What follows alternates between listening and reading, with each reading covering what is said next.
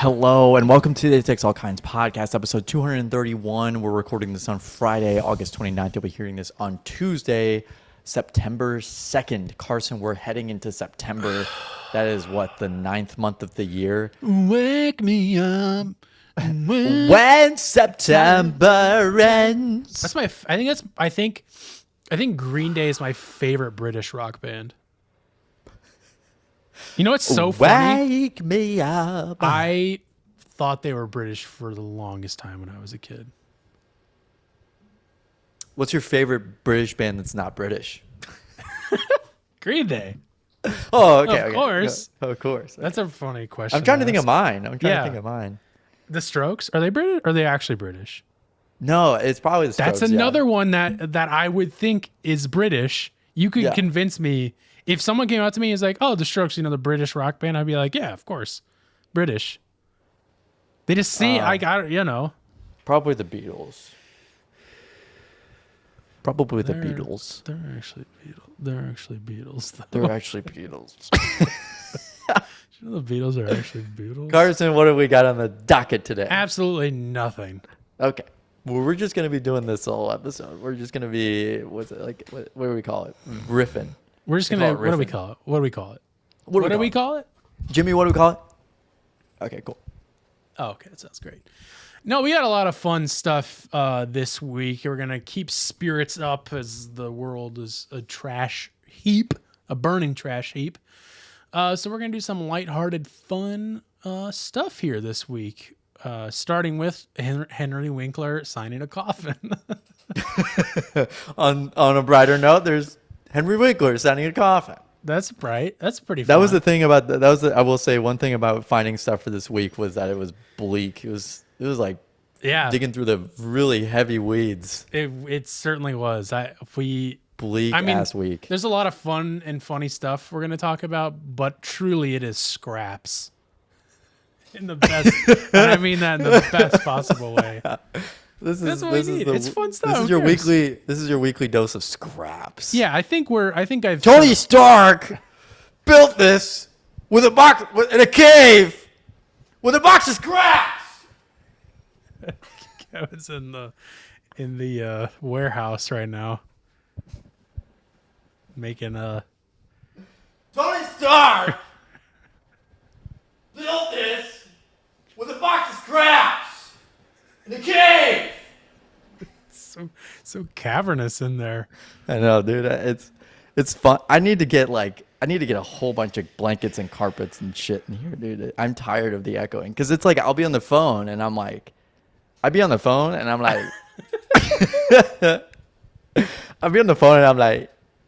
Hello. I can't even hear what the other person's saying because it's echoing so bad. On another note, Carson, what else? It's not that bad. It is that bad for me. It's so bad that it's echoing. I can't quite hear the other person. If that's the case, I think you might want to go. Stark! All right. See an EMT maybe. Hi. Who's that? That's Mini-Man. Oh, is he here? What's up, buddy? Oh, shit. Who is that? A lot of people. It was someone on the hall. She got scared. I didn't think we were going to have any guests today. Well, we are, Carson. We're having guests today. Believe Across it or the not. room. Believe it or not. The actual big story of the week that I want to talk about is Tyshawn Jones is suing Supreme, which has actually been going on for a while. But it was just revealed how much he was getting paid.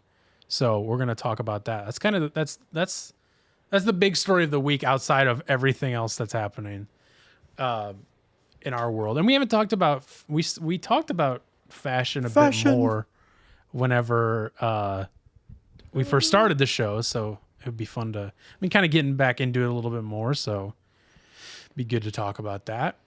We're finally going to watch this car hitting a restaurant while influencers were filming a video. Dude, I saw that video wow, that is terrifying. Very good. Everybody's fine. It's a great video. And then, actually, this is probably the big story of the week, if we're being completely honest. We got scraps, but these are also huge stories. These are huge. Man throws sandwich at a federal officer in D.C. Not the Dominican Republic, Washington, D.C. Dominican Republic is... Washington, D.C. is, I mean, it's a crime-ridden shit hellhole. It's just crime. Crime is off the wazoo in Washington right now. Somehow. I don't even know how. That's the thing is like, how is that even possible? Trickle-down criminology. I love that. Yeah, trickle-down criminology. You know what I mean? Like how... I mean, I know D.C. isn't just the White House, of course. But like... You ever been there? Because I have. I've never been there. I didn't get shot. And I won't go there because I'm not allowed. But you know what I mean? It's like, I know it's not just the White House, but it's like, how could there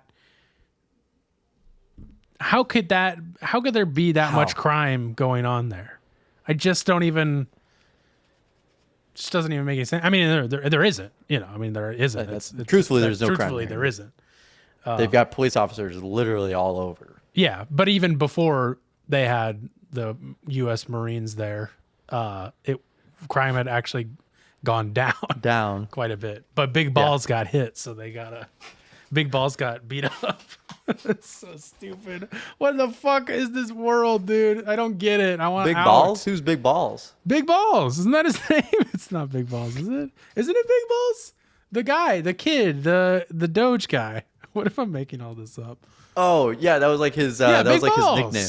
Yeah. He got beat up and then Trump sent the National Guard in. That's literally what happened. Oh, no, I thought he was just sending it in because it was performative and he's like... No. He's like, oh, all these liberal cities, we're doing Oakland and Chicago next. Chicago, it's hellhole. They're basically crime. No, but I mean, I'm sure that's part of it. I'm sure this played a part. But Big Balls, who's 19 years old, got beat up, and then Trump's like, DC is a mess and there's too much crime. I'm sending in the National Guard. That is truthfully not a joke. What spawned this? I hope Bill Balls is doing okay. Bill Balls a check. Bill Balls a check. Anyways, we're not on that quite yet. Then we got some clips. We'll do a quick Star Wars trivia plus a Carson Cinema Corner because I just saw the brand new Peter Dinklage starring Toxic Avenger movie. What you're listening to, all the good stuff. It's a scraps episode. It's a scraps episode. Tony Stark. Gavin, how are you Carson, how the hell are you doing? doing? You want me to go first? No, you go. I'm doing great. It's hot here. No, it's okay. I wanted to go first, but We said it at the same time, and then you said I could go first after that. So it's a little strange. Jamie, can we play that back? Jimmy? Jimmy, Jimmy? can we play that back? Can we play it? See, listen to mine. Can we play it? I got nothing. Yeah. I got nothing. Then my sound goes straight into my neighbor's apartment. There's a tube that sucks all the sound out and puts it into theirs. I installed that while they were out of town. I'm doing great. It's hot here. I'm going to be doing even better tomorrow because your little brother, Sean, is coming to LA. He's the first friend to come visit me. He's my new best friend because of that. And it's not just because he lives closer than everybody else, but it's truly because he's my bestie.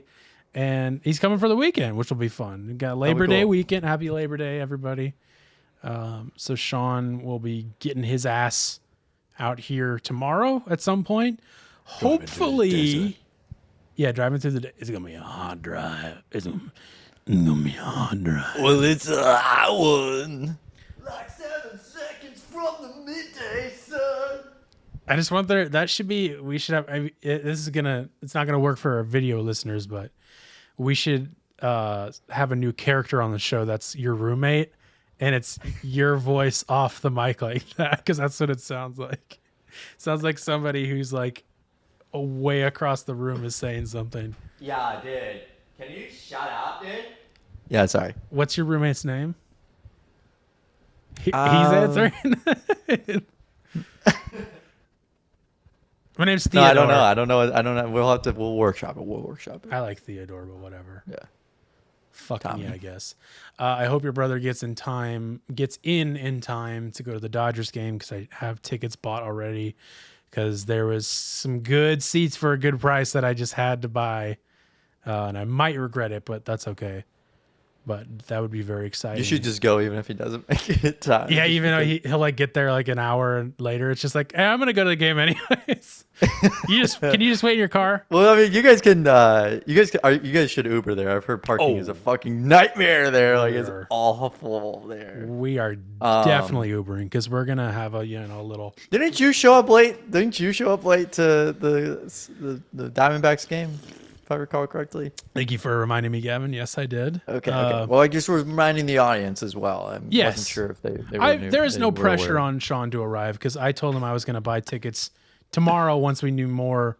And then I was looking today and there was really good seats for like cheap for Dodger ticket standards. And I was Who are they playing? Diamondbacks, funny enough. Oh, wow. Okay. Yeah. Perfect timing. They're cheaper because there's no giveaway tomorrow, which fucking pisses me off. Piece of shit. Piece of fucking shit. There's a Twins game tomorrow. Shout out. And the all you can eat buffet and all you can drink, they have a couple tickets available. For how much? $70. That's really cheap. Yeah, that's what I said. Maybe. Now they might already have been taken, but I was looking at it this afternoon and I was like, that is so tempting. But I'm going to go to the Minnesota State Fair. Are you really? I'm planning on doing that tomorrow. So have you been yet? I have not been. Oh, this would be your first time. I've never been. Yeah, either. Sean's been before. Oh, I remember Sean going. He would just. I think he went multiple times. He did by himself and get like a. Which I was like, I don't have time for that. Like I just don't have time, and like I don't want to. I think it was $25 to park close. Damn. I'm gonna have to I'm gonna walk to a bus stop and then just bus it. Bus it. Well, have fun. Get some. You'll have to. Yeah, if you haven't talked to Sean, make sure you get all the good recs for what food to get. Oh yeah, for sure. Oh, for sure. I know. I remember he said he got a bucket of cookies. That were really good. Yeah, and it's funny because so many people here are like, that's the worst. Those are like the worst fucking cookies. Like, they're shit and they expire within a day. Like they get stale. They're awful. Like, don't get them. Yeah, but Sean's a trash receptacle. I've always said that about him. Everybody's always said that about him. Everybody said that about him. Yeah, growing up, everybody said that about him before he passed. You just throw something to Sean, he's gonna eat it. He's like a Hoover. Yeah. Just eats everything. God. He's a Herbert Hoover. He's a Herbert Hoover, that kid. And then this past weekend, I teased this on our last episode, but I went to Braindead's launch of their collab with Mountain Dew, which was a disc golf tournament. That was very interesting because I was like, didn't know that was a thing, didn't know that was happening. It was really cool because it was the first time we're getting a little fade there. It was the first time a fashion brand or any like big brand, especially Mountain Dew, of course, in a long time, recognized and is promoting disc golf, even though it was, in a small way with like a very local event. And I was telling you guys that, I didn't mean to turn the sound on. We'll just kind of let that play in the background. I was telling you guys that like, I didn't know what to expect because there was like really no info on it. And like, I couldn't find anywhere to sign up to like play in the tournament. And then I got there and I was like, oh, right. Most people like don't take disc golf seriously, which is fine. It's just like, I live in a bubble where it's like, I'm watching pro disc golf every weekend and like, I'm super into it. And then I'm like, oh, right. Most people are just like having fun doing it and like, don't think of it as being a serious thing. And so like 90% of the people playing in the tournament, I think was their first time playing disc golf. And so it was just like kind of funny to realize I can't believe they got Chapel Roan. Chapel Roan was there. And it was fun. It was great. Video? I don't know. I haven't seen myself yet, but I doubt it. Because I went there and I got the merch, which I should grab. I'll grab my hat. It's right here. Did you get the Mountain Dew? Oh, yeah. Let me go. I'm not gonna grab that. It's too far. But I did get a Mountain Dew. fuck it. I got 2 of them. I got a hat and the shirt, which I spilled soda on. Oh, let me cut to this so you guys can see. Oh, another fade. That's fun. I got the hat because, of course, I had to buy. I wanted to buy all the merch because it's like Brain Dead, which is my favorite streetwear brand of all time. Also bought.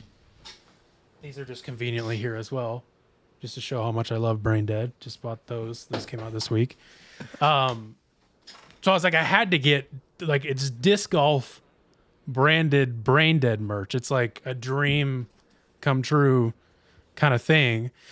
And then they also had discs, which I bought one of those and then one for a friend Spencer. So that was also really cool. They had these jerseys which were sick, but they were a little expensive.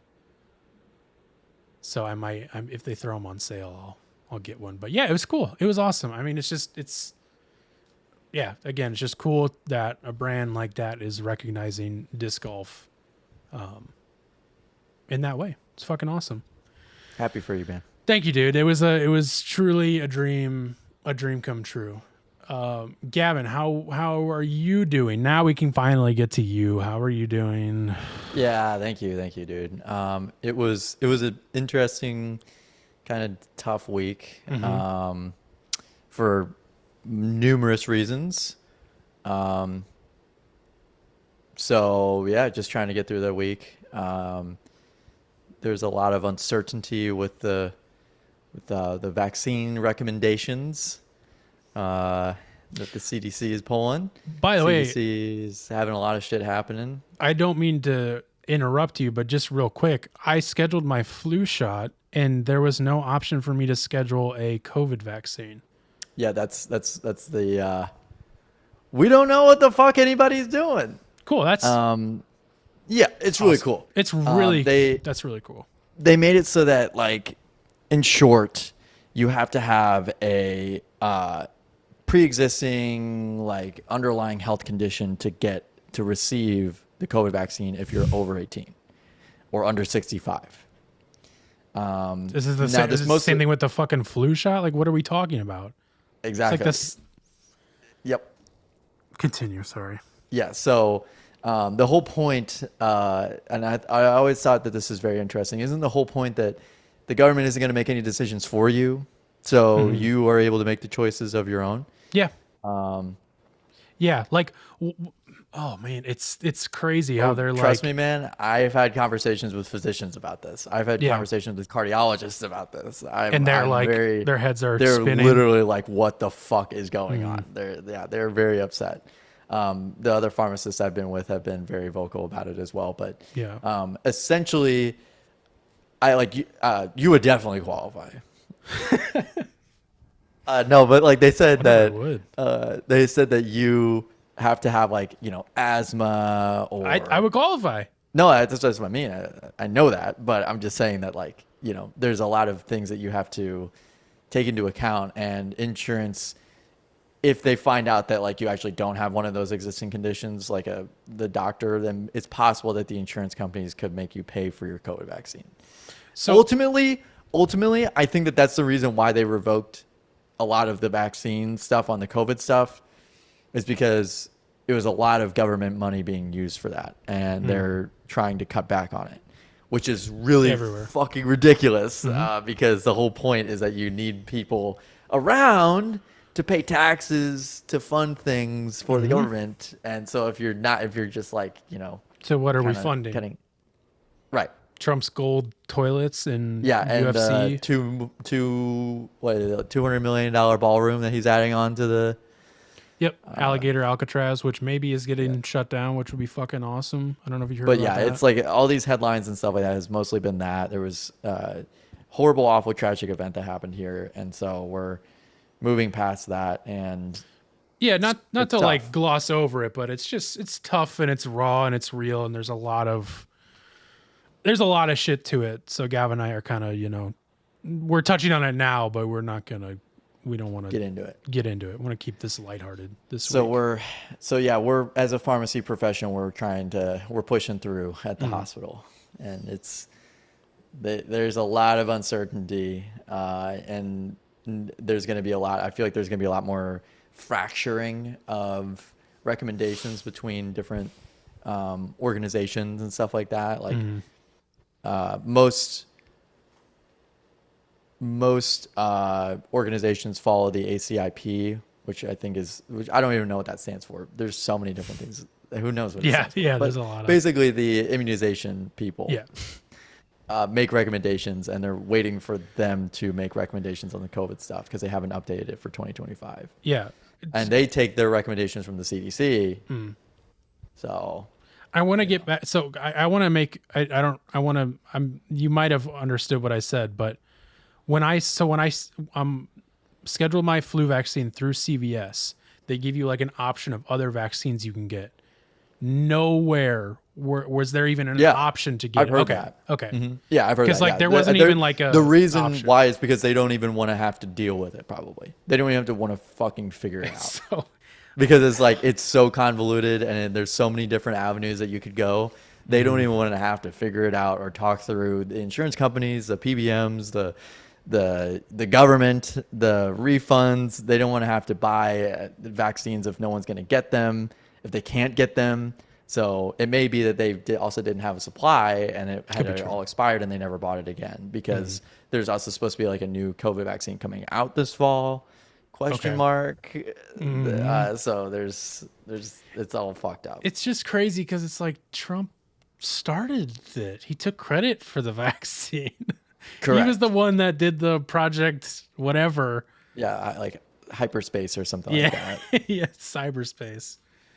But So- anyway, it's really weird, like really odd to not have a vaccine recommendation. Now, I will say that I will probably still be making those recommendations to people in the hospital if I see them. Sure. You know, as a pharmacist and like as a provider, like it's my responsibility to protect the people who are going to be sick. Yeah.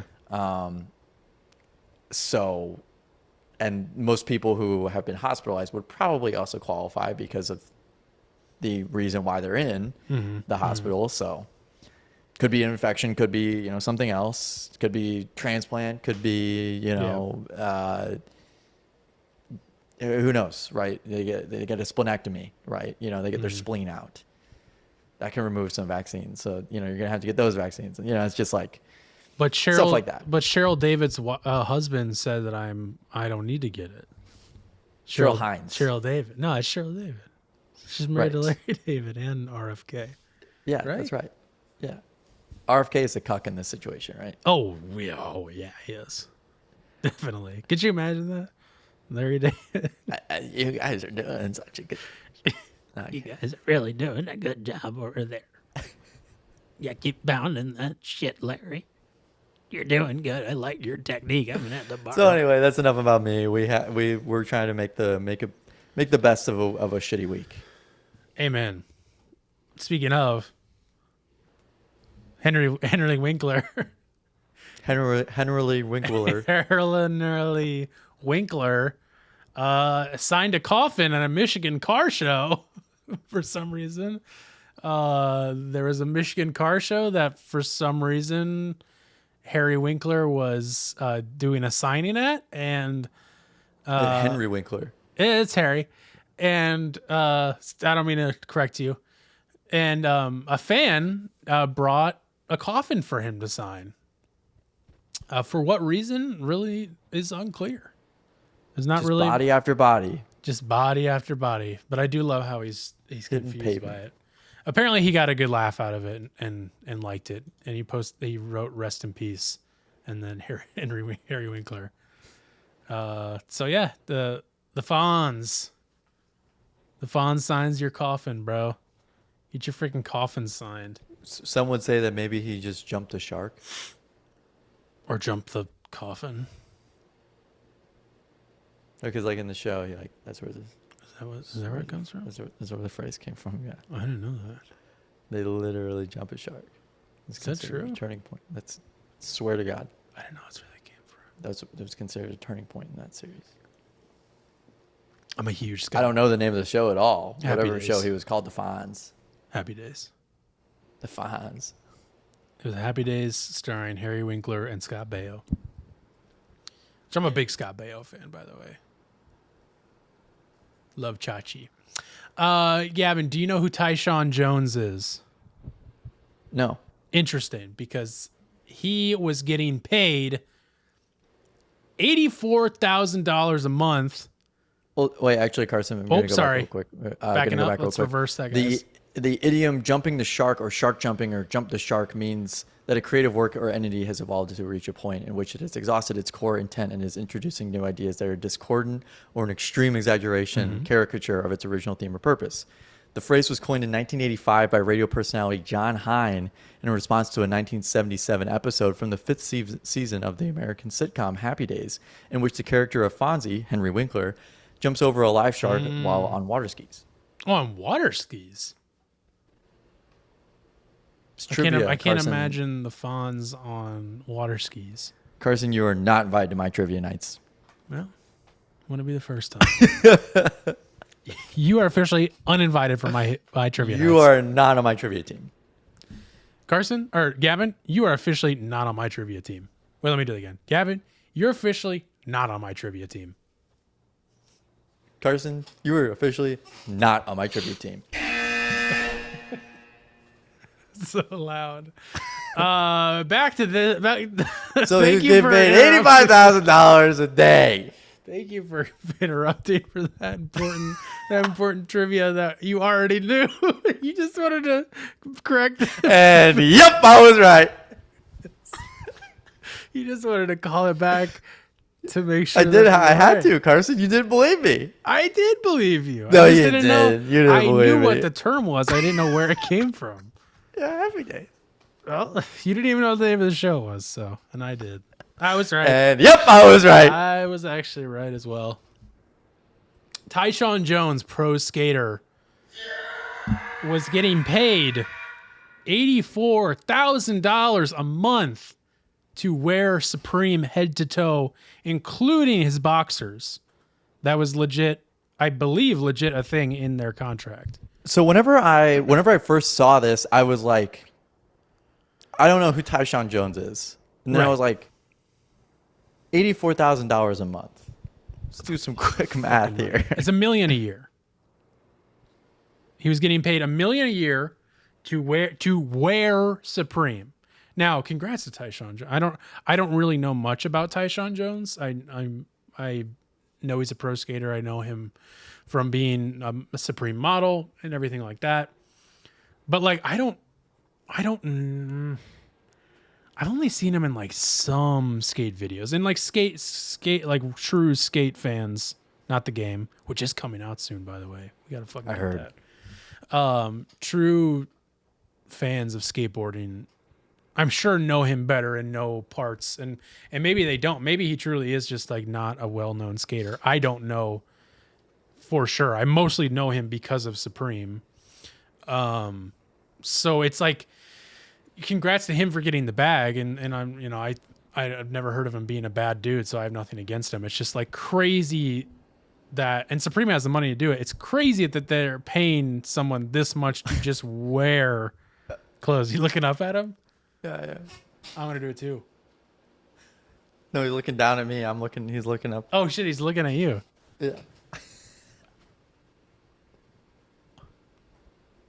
I'm Anyway. mad that he's not looking at me.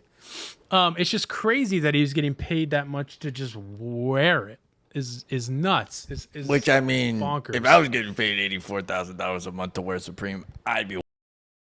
There were some good responses of that, and it was like really obnoxious people wearing like so much Supreme, and it's just like me if I was getting paid that much, and it was very funny.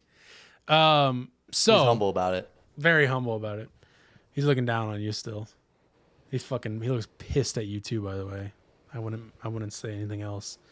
So this all came out because I guess it was a couple weeks ago. It came out that he's suing Supreme because they completely killed his contract because they said he breached his contract for modeling in a ad campaign for Marc Jacobs, which Tyshawn was like, you guys let me model for other brands like Louis Vuitton and stuff like that and never had any problem with it. So he's suing them. He's suing them for 26 million in total, plus I think whatever he wasn't paid for the rest of his contract. And yeah, it's just crazy that that he was getting paid that much. And I don't really know if he has a case, because Supreme is like trying to get it thrown out because they're like, he breached the contracts. We had the right to, kill his contract.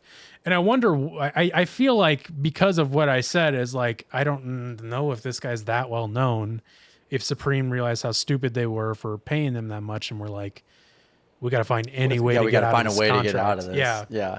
So I feel like that might be why. I think Supreme is back on the up right now. They had a huge dip for a couple of years there, and it seems like they're kind of coming back out of it now.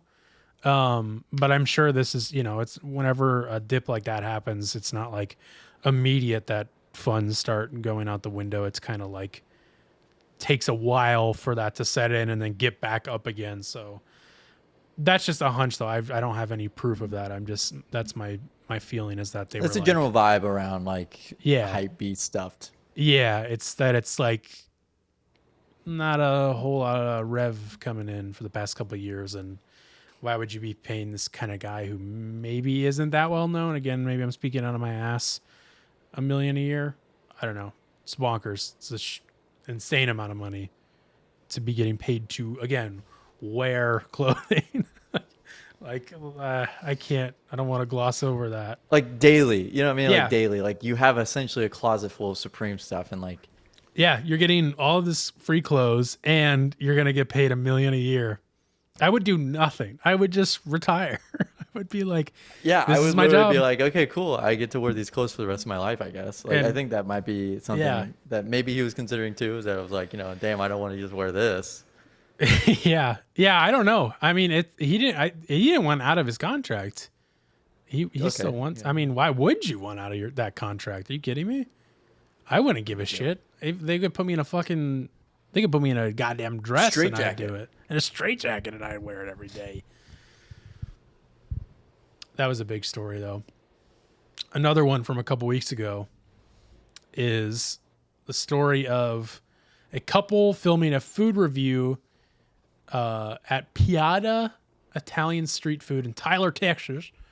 Had an SUV crash through the window, but fortunately they escaped without injury. So let's check this out. Oh, there we go.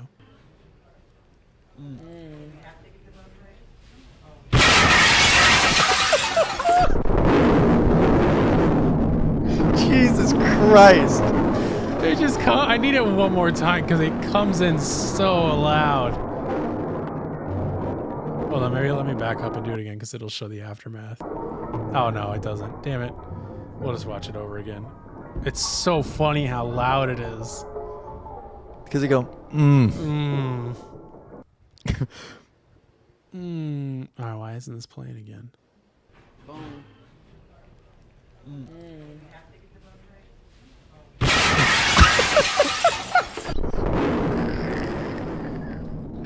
That's so crazy, dude. And again, my favorite is okay. So watching the background people realize. Yeah. Like the people in the background realize what the hell just happened. Yeah, because everybody's fucking watching them because I'm sure they have a ring light and a tripod set up, and it's just like wow, these people must be famous people. They're eating all this food and like filming it and stuff, and then it'd be crazy if it came out that they staged it. That would be nuts. That would be nuts, but I don't think they did.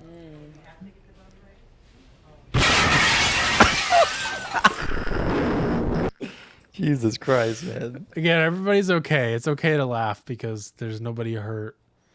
It's just nuts. It's I really I just read that comment. It's really funny because I really hate food reviewer content so much.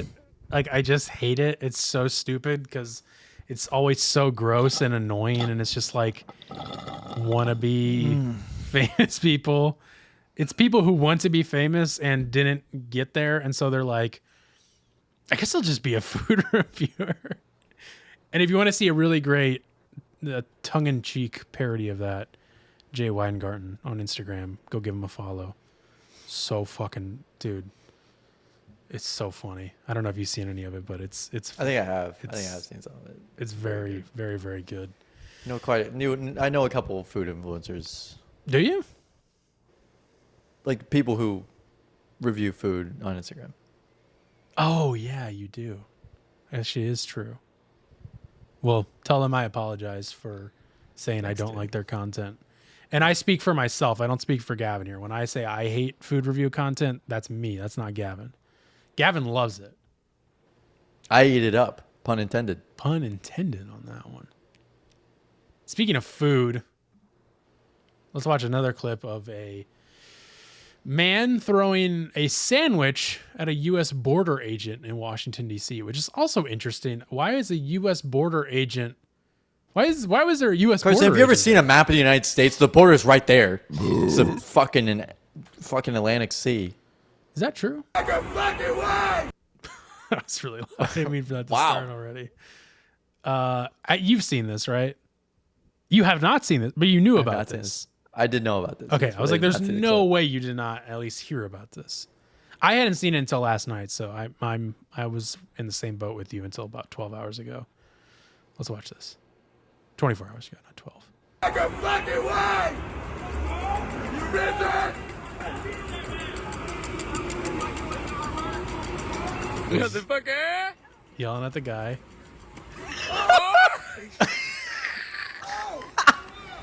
Holy shit! Holy shit!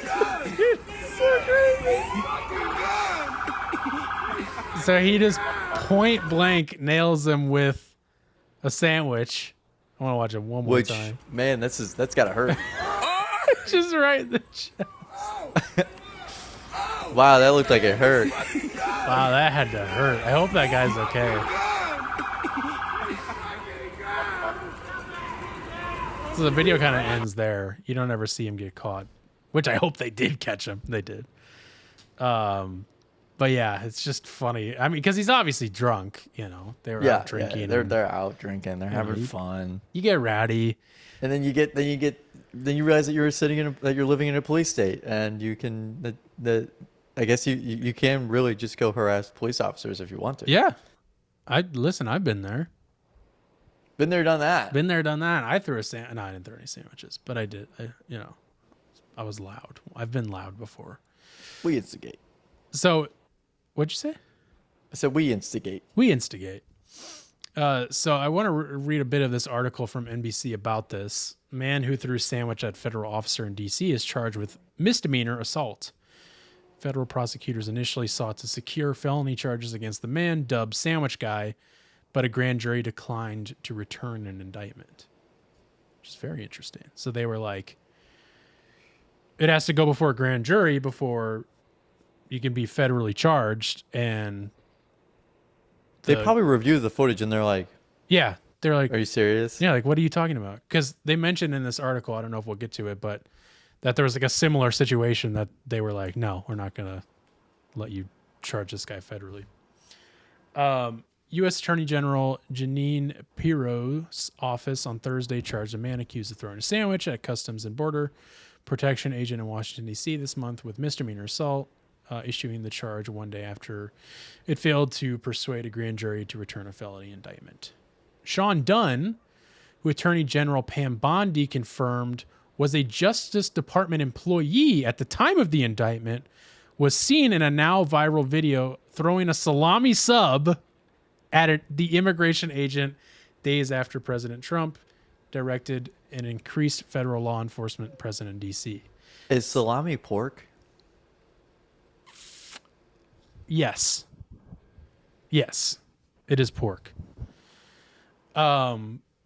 But more than, it being a salami sub, this guy was a Justice Department employee and did that, which is like, it makes it funnier. It's definitely not like Definitely should have done it. That's definitely makes. Probably shouldn't have done that, but Yeah. I do think that I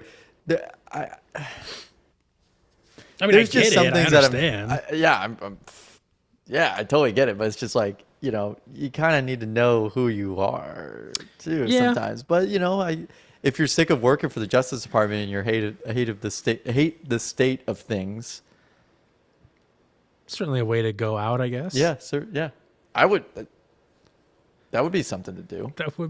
That's something you could do is throw a salami One of the sub options is to throw a pork sandwich at a fucking pig. at a pig. Hit him Like with you. hit him with a pork pie. Yeah, Mr. What's that, Pig. Leech? Don't call me Mr. Pig. It's not my fucking name. Carson. Prosecutors alleged in a criminal complaint that Dunn, 37, confronted, again, 37, it's like, I mean, Going again, out I getting don't drunk want at 37. I don't want to say, I don't want to say, unk status, but the unction. but yeah, Yeah. you guys are that's I don't want to go on this guy too much and give him shit, but like, come on, buddy, 37? 37, you work for the Justice Department and you're yelling at someone, throwing a sandwich at him. Again, maybe they instigated something. I don't know. That's possible. That I mean, I they don't did know. technically instigate it because they Yeah. existed. Yeah, I in mean, that area, you're right. They instigated just being there in general. Yeah, that's a good point. Prosecutors alleged criminal complaint that Dunn, 37, confronted federal agents stationed outside a popular nightlife area. Quote, "Fuck you, you fucking fascist. Why are you here? I don't want you in my city," Dunn yelled at officers before he threw a sandwich that struck a Customs and Border Protection agent in the chest, prosecutors said. It struck him in the chest and it literally just bounces off of it. Like whenever you think of getting struck by something, it's like a oh god, Getting knocked back. Got that knockback damage. Yeah. But no, it's just a sandwich. Just And he's wearing a fucking vest. yeah, He's wearing a bulletproof vest. Like, Yeah. come on, dude. and he got Give me hit by a a break. sandwich. Yeah, it's I'm glad to see that there are still federally appointed judges that have some semblance of of common sense. Like, come on. Like, come on. Yeah. This guy does not need to be criminally charged with something because he Right. threw a sandwich at a cop. right. No, I totally agree. Federally indicted on charges. That's crazy. Yeah, for putting someone at danger with a sandwich. Come on. After the incident, Bondi said Dunn was promptly fired from the department. Really? Later writing in a statement, "You will not work in this administration while disrespecting our government and law enforcement." With a sandwich. Ooh. Ooh. Scary. Federal prosecutors initially sought to charge him, yada, yada, but a jury on Wednesday declined to return. The decision is not the first time D.C. grand jury has opted against signing off on charges, with prosecutors repeatedly having failed to secure a felony indictment against a woman who was arrested on suspicion of assaulting FBI agents during an immigration-related protest. I thought that was going to say what happened. For some reason, I thought they said what happened there. But anyways, it's not the first time. Yeah, and like you said, it's good to know that they, they're not going to indict someone over something. I did this everything fucking right and they stupid. indicted me. They indicted me. Gavin, in that case, Trump did everything right and they indicted him. So it doesn't seem like all grand juries knows what they're doing. Trickle down criminology. I told you, man. He's a good guy. Just trickle drown. Trickle and then you drown him. Are we getting into some clips now? Is it clip time? Let's do some think it's clips clip of the time. week. I got 3 clips I want to show you, Gavin. This Okay. first one is maybe the best thing I've seen all week. Okay. And I can't wait to show this to you. I don't have a ton of context to this. I kind of understand what's going on. I also saw this at like 9 this morning, right after I woke up. So it's a little hazy, but I was laughing It's a early lot. for you. It's early for me. That's for sure. So it says moment Australian politician raises fist at journalist. So this Australian Bob Catter, which if you saw this, you would be like, oh, Texas. That's Texas. That's Texas. Oh, Texas. Oh, this is from Texas. Australian Oh, that's politician. Texas. Australia, Texas. Australian politician Bob Catter raised his fist at a journalist. Yeah, so we'll let the clip speak for itself, but I don't know what sort of politician he is where I'm a little confused. Lebanese heritage yourself? Oh, mate, don't say that, because that irritates me, and I punch blokes in the mouth for saying that. Don't you dare say that. My family have been in this country for 140 years, right? So if you say anything like that, I have. So I gotta just say, the guy asked him about his Lebanese heritage, and this is how he reacted to that. He's 80. He's 80, because it's they're picking up after Trump and everybody, and starting an immigration scare as well, and so this reporter's Australia. Dan Under. This reporter is trying to make a point by being like, don't you have Lebanese heritage? And Bob Catter freaks out. So we'll continue watching. Bob Catter. Bob Catter. Also a very American name, too. On many occasions, punch blokes in the mouth, right? So I'm restraining myself today. Don't say it.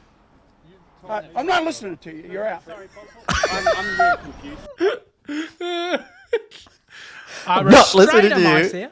I usually would punch you in the mouth, but I'm restraining myself, and I'm done with you. I don't want any more of it. Continuing on. So another reporter chimes in. I'm really confused here. What was wrong with that statement? I don't. I'm not dealing with the subject. I'm an Australian. My family have been here since the dawn of time. That's the end of it. 92% of the people coming to Australia go to Sydney and Melbourne. That's over the last 12 years. And do you see them mixing with other Australians, dressing like other Australians, being friendly with other Australians, being in the local Lions Club? Do you see that? So, you know. Do you see that? Do you see that? Do you see that?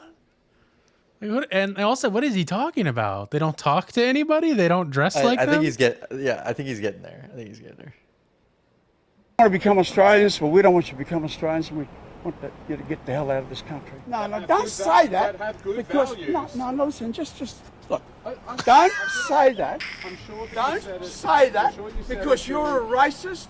You're a racist. You cannot say what you just said without being identified as a racist. Some gentlemen, ladies, this man is a racist. Don't listen to him, please. Don't say that. Don't. You are a racist. Ladies and gentlemen, this man is a racist. And I don't want you to get the hell out of our country. Don't No, I think that's what he's saying is that it's like you have people coming to our country and you don't want to dress up like Australians, you don't want to be nice Australians. Then get the hell out. Then get the hell out. You don't want to dress like us. But again, like, what is he like? What do Australians dress like that? Dude, I don't know. Other people That's the aren't. thing. What are you talking about, man? I mean, he's just being straight up racist with everything he said, trying to call this guy who's asking about his Lebanese heritage. Bonkers guy. But I just love the way he reacts. Fuckers. Love how this 80-year-old man.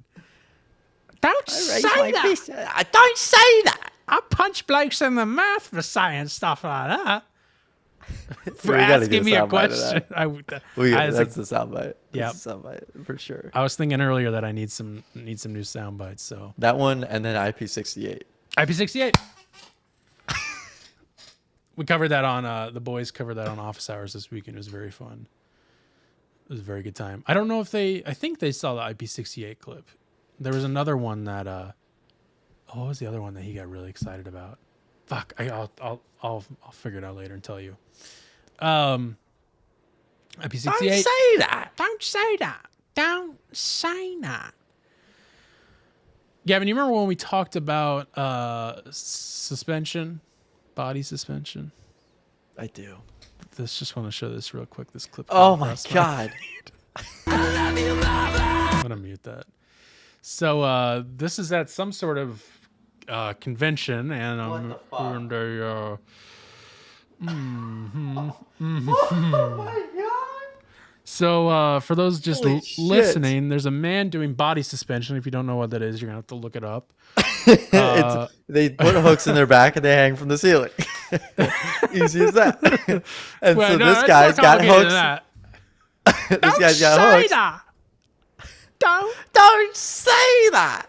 So there's a guy who's got hooks in his back, and then he's also got hooks actually coming out of his shins. And someone is swinging by the hooks While he is swinging from while the he hooks in his- himself is hanging from the ceiling. Oh, it sucks, dude. Holy fuck, And dude, there's, I like, hate this shit. not- Wedding photo shoot ideas. And there's like not many people watching, which makes it even worse. I hated seeing that so much. I really hated that. I don't like that at all. I don't man. either, man. I don't either, but I had to show you. Fucking fuck.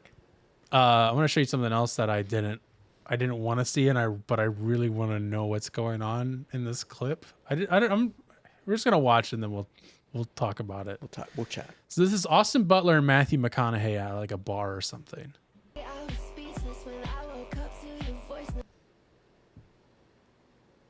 Why are they so close together? I've heard Matthew McConaughey does that though. Is that a thing? He's a close talker. I thought he's a close talker. They are incredible. Like Matthew McConaughey looks like he's picking a fight.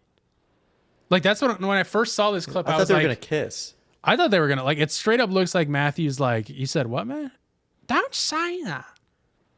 Yeah, I'm just saying, you did a good job in Elvis. You did a good job as Elvis. I'm a big fan. Yeah, I really like Dune. I like Dune a lot. Dune's really good. Those big worms, they scare me though. I'm not gonna lie to you. Them big worms. I can't even imagine one of them big worms. Those worms are big. Where'd you guys get I those? can't imagine riding the Shah Hulud. Where'd you guys get those big worms from? I want to get one of them to scare my daughter. So Don't strange. say that. Don't say that. I punch blokes in the mouth who ask me questions like that. Don't say that. Let me see your worm. You're gonna be in the. You're in that. Can I see your Shah Hulud? Just show me your shaloot. And then Austin Butler is like, I try my best. He's stuck in his Elvis accent. best, yeah, because I couldn't. I tried shaking the accent, but I couldn't. You got a great accent. It's a good accent on you. I was really hoping Austin Butler was going to sound like that in Dune 2. I thought he was gonna kiss him like he did Baron Harkonnen in Dune, where he goes. Doesn't he goes grab his up for face? it. Yeah, He grabs his face. He and it goes goes up again. in for it. Yeah, he goes in twice. I'm pretty sure he goes like. Yeah, he wants more. He wanted more of that. I can't blame him. I'd want to kiss. I've never seen that movie. I know, but you know it, and you've read. I do know it. Are you finished with that book yet? No, I'm like, what? Hold on. I love those creases in that chair, Gavin. Thanks. I'm 480 pages in to a. Looks like halfway. Yeah, it's about halfway. Yeah, you're about halfway. And that's like Dune 1 and 2, right? That whole book? No, that's just Dune 1. But it's the That movies book Dune is- 1 and 2. Right. That's what I mean. Yeah. Yeah. You gotta watch. We gotta watch them. I would love to watch. I'd watch those again, even though they're. I'm not watching until I finish this book. Didn't you watch one of them? Nope. What did you watch on a plane that you told me about? 1917? Yeah, I guess that was it. Why did I think you watched Dune for some reason? It was a 3-hour long flight. Yeah, whatever. No, we should. Once you're done with that, it's been like 2 years or whatever. Watch it. Has been 2 years. They're really good movies. Just saying. I really like them. Is there another one coming out? Yeah. And they have a TV show out too. Yeah, I haven't heard anybody talk about that. What do you think of the new Dune TV show? You watching that? Don't say that. Don't say that. Yeah, but I want to do a little Carson Cinema Corner, and then let's do Star Wars trivia right after. That'll be encompassing the Let me see your worm. Let me see your worm. I want to see that shy loot of yours. We'll just do a little cinema section here. We're already talking about cinema, so why not? Last night at 10:30 p.m., I made my way over to AMC, even though I was dead tired. I was so tired, I nearly fell asleep during the movie. Not because it was boring, but because I was that tired. But I went over to the AMC to watch the new Toxic Avenger, The Toxic Avenger it's called.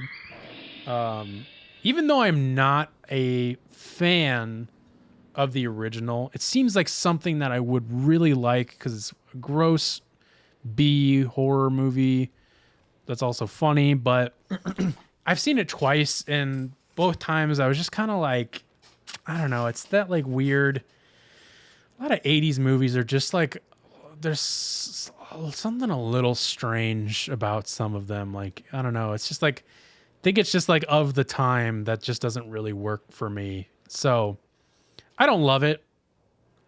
But I was really interested to go see this because Peter Dinklage is in it and Kevin Bacon is in it and Elijah Wood is in it. So I'm like, they're remaking Elijah Wood hasn't been in a lot of movies recently either. No, he hasn't. But that's The Hobbit, right? Yeah, that is a Hobbit. Yeah. So I was like, they're remaking a shitty, gross, weird B cult horror movie with like well-respected, well-known actors in it. I have to go see this. And so I did, and I really enjoyed it. This is a super hot take. I think it's way better than the original personally. And people are going to hate that because I don't Letterboxd reviews seem, I haven't really read many of them, but it was a 3 out of 5, which is probably what I would give it. But I saw someone's review and they were like, it's stupid and boring, which I completely disagree with. The humor doesn't quite land for me every time. It's a little dated on the humor. It was made a few years ago, but it's very millennial humor, which I know will piss off millennials, but bad millennial humor, I'll say. There's a lot of like jokes that are like, okay, like, yeah, I get it. Like, it's just kind of like, it's like, yeah, that I guess that is the joke you could have done there. They're actually really comparable. 3.3 for the 1984 version, 3.2 for the 2023 version. Yeah, that makes sense. That adds up to me. Yeah, I don't know what I'm curious to know what people think of it. I really enjoyed it. I like forgot how fucking amazing Peter Dinklage is as an actor, which is a crazy thing to say after watching The Toxic Avenger, but truly he is great. I mean, he himself is only in it for like a fourth of the movie because he's not the person in the makeup. It's a woman who is in the full prosthetic getup of The Toxic Avenger, but it's his voice. But they actually made a story. Like the original Toxic Avenger, there's like no real story to it. It's so flat and stupid. This one, they actually added a story to it, which normally I would be like, okay. But it was great because Peter Dinklage is so good and he had so much emotion into it that like I was actually feeling something watching this movie. And I was just like, I didn't know the Toxic Avenger could have feelings. I didn't know he could have feelings. No, I didn't know how great it was of an actor. I haven't seen much of his work. Like, I literally think the only thing I have seen him in other than this was Elf. Like, I was thinking Underdog with the guy from that's true. I have seen him in that. I have seen him. That was where my mind went to. I haven't seen him in that movie in a while. It's been a long time. But I know he's in. He is.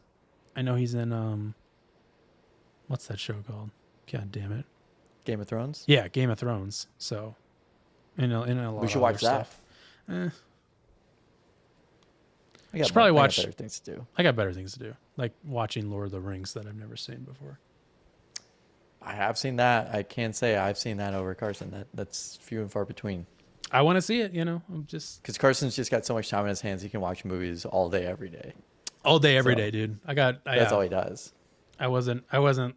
Yeah, I got all the time in the world. He's got all the time in the world.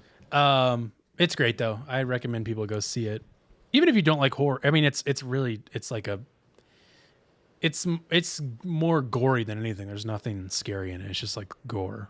But it's fun. I enjoyed it. I had a lot of fun watching it. And it's just funny that Kevin Bacon and Elijah Wood are in it. And they're great too. They're fun in it as well. Let's do some Star Wars trivia, which is something that we do pretty much every week, where Gavin has this Obsessed with Star Wars book from 2005 or something. I think I had looked at it one time. Which we started doing because 2008. Because my quest to watch all the Star Wars movies that started back in May, which I haven't seen a Star Wars movie in a couple months now. We still need to watch Rogue One. And then after that, I'm going to watch the new trilogy on my own. I won't put you guys through that. But we need to watch Rogue One. We need to figure out a time to do that.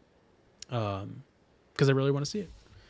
But in keeping in that, Gavin has been quizzing me on Star Wars trivia. We've been keeping track. On the original 6. Yes, yeah. 1956. How many arms does a Viper Probot have? Oh, God. 7, 2, 3, or 6? I don't even know what a Viper Probot is. I know I can't look up a picture of it. Do you know what a Viper Probot is? I don't know. Wow. Well, actually, hold on. Let me see. Yeah, make sure this is a question that I would be able to answer. Oh, yeah, you would. Yeah. It's a robot? Yeah, you'd be it. Yeah, it's a robot. This is from The Empire Strikes Back. It's on the snow planet. It's on the snow planet. It's on the snow planet. There's a robot that is flying around and gets shot. How many arms does that have? Oh, God. I don't know if I remember that. I'm going to say 6, though. Let's go, dude. Good job. It was Looking this 6. up. You'll know what I'm talking. You'll like whenever I said Viper Probot, I was like, wait, I know what that is. Oh. The correct name is yeah. actually Viper Probe Droid. Okay. I was going to say. But that thing flies. Okay. I don't really remember that, though. Strangely enough. I'm pulling up a picture for the folks at home to see. That's a Viper Probe bot. It's magical. It's imagination. There's 5 out of 8 so far, so pretty good. Hey, I'll take that. I'll take Wait. that, not having seen a Star Wars movie in like 2 months. Closing the book on that. Yeah, actually, I brought that up. I had a meeting with other residents across the United States, and they were like, "Show us something that's interesting on your desk." And so I was like, "Well, I'm at home, and I'm trying to work on my Star Wars knowledge, I suppose." I'm quizzing I was myself. yeah, gotta keep my wits about me. Of course. You got to. Well, as we close the book on the Star Wars trivia, let's close the book on the episode with our final segment, What You Listening To, a segment Gavin and I do every week where we recommend a song, album, or artist to each other and to you, the audience, of what we've been listening to the past week. Gavin, what are you listening to this week? This week, I'm listening to Blood Orange's new album. Literally just came out today. Called SX Honey. Okay. Like Essex is in like Yeah. UK Essex. Is he from the UK? Yes. Oh, yes. didn't He's know. from the UK. I did He's not very know. much from the UK. He's very British. But this album is very ethereal, would be a word to describe it. It's not like a Frank Ocean ethereal. Okay. It's like a almost like memories fading in and out kind of ethereal. Like there's sections of this where this is what I was visualizing while I was listening to this album, where there's like these incredible string sections throughout this album that come through at random parts at some of these songs. There's these incredible string sections, and it almost feels like sludge or like black black sludge just like into the album. It's like so somber. It's like really somber strings. It's not the high end strings. It's like the Whoa. cello and like the bass. It's like This sounds like, cool. You got me It's interested. crazy. It's great. It's very good string sections. There's saxophone in it. And my dad actually brought it to my attention today because there is a song called Westerberg. And if you know anything about me, I really like the Replacements. Props to my father for showing me them. The lead singer name is Paul Westerberg. And in the Westerberg song, they reference the Replacements song, Alex Chilton. What's that song? I'm in love. What's that song? Or I'm in love with that song. And so they interpolated that and quoted it directly and gave writing credits to Paul Westerberg and Tommy Simpson of the cool. Replacements on that song. That's So really that's cool. the 10th song on the album. So it was it's a 47-minute long album, and he's got the Turnstile lead singer in here, I just Brandon saw that. Yates. I was just looking at that. Is it Brandon Yates? Is Yep. that who it is? Yep. Brendan Yates. Yeah, And yeah. he's got Carolyn Polachek, he's got Terza, Charlotte De Los Santos, Liam Benzivi, Ian Isaiah, Eva Tolkien, Lord is in here. Whoa. Yeah, Daniel Caesar's in here. Who's that? So this is like a mix between it's not like I said, it's not quite Frank Ocean, it's not quite pop music, it's not quite alternative. There's definitely some sections throughout this album where I'm just kind of like, okay, wow, this is really good. Like this is like he knows exactly how to make and master music, and you can tell that he's got a lot of different tastes and flavors in this album. And it's really good. It's great. And this could be album of the year candidate as the year goes on. I didn't know that's album where of that's the year going. candidate. Wow. It could be an album of the year candidate because it is just like it's supposed to be like a reminiscent album of like your childhood and like a reminiscent album of like memories and stuff like that. So definitely get that vibe from it. I think whenever I read into the lyrics a little bit more, I'll be able to appreciate it a little bit more. But on first listen, very fucking good album. I can't wait to listen to it. That you got me really excited. I'm like probably gonna listen to it like tonight because that Yeah, really, you have to listen to the whole. You have to listen to all the songs because there's literally there were several times where I was like, "It's the song ended here," and then it would just start playing like a saxophone, or like the song would just suddenly switch into something else, and it's the same track, and it was just kind of like. So I don't know if he's going for like a radio type of vibe here, but that's cool. Kind of sort of got that vibe, but also kind of gives that like walking through a house kind of room kind of vibe, different vibes for every room, or someone's in it. Like you can tell there's also like people talking in the background in some tracks, and there's very British people in the background of some of these songs. So yeah, Sounds it's really cool. good. I enjoyed it, and it's his first album in a long time. I think it's been like 7 official years since he Holy last shit. released under a name under Blood Orange. It's like a full LP. Damn. Yeah, I think that's what the write-up said for it. So That sounds cool, man. I'm excited. I'm gonna get a little inebriated and put these headphones on and listen to it front to back. That sounds cool. yeah, there's so much. There's like the Apple Music refers to it as